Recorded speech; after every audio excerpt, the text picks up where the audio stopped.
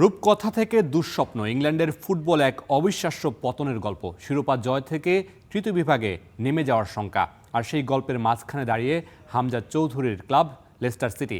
সত্যি কি ইতিহাসের সবচেয়ে বিষাদময় অধ্যায় লিখতে যাচ্ছে লেস্টার? জানাচ্ছেন তানজিম ঐশী। সদা হাসি খুশি হামজা দেওয়ান চৌধুরীর কপালটাই কি মন্দ?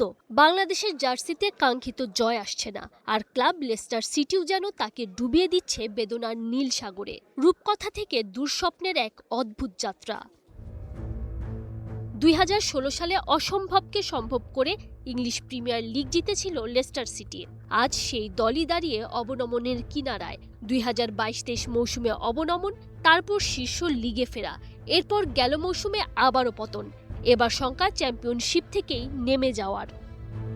এই মুহূর্তে 42 ম্যাচে 41 পয়েন্ট নিয়ে 24 দলের মধ্যে লেস্টারের অবস্থান টেবিলে 23তম স্থানে।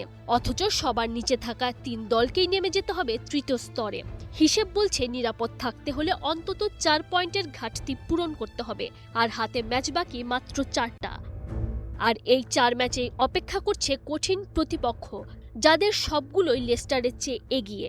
সমীকরণ একটাই, নিজেদের সব ম্যাচ জিততে হবে আর অন্যদের হার কামনা করতে হবে। কিন্তু বাস্তবতা আরও কঠিন। 2024 সালের পর 80 লিগ ম্যাচে মাত্র 17 জয়। এর মাঝেই আর্থিক নিয়ম ভাঙায় কাটা পড়েছে 6 পয়েন্ট, যা আপিলেও ফেরত আসেনি।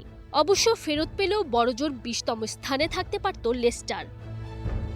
সবচেয়ে বড় ধাক্কা অপেক্ষা করছে ক্যালেন্ডারে। 2 মে লেস্টারের ঐতিহাসিক প্রিমিয়ার লিগ জয়ের 10 বছর পূর্তি।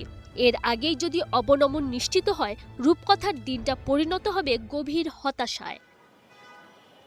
হাসি মুখে লড়াই করা লেস্টার সিটির অধিনায়ক হামজা চৌধুরীর সামনে শুধুই একটাই লক্ষ্য, দলকে বাঁচানো আর ইতিহাস বদলানো।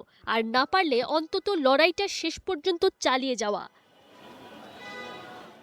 Tanzim Oishi, star news.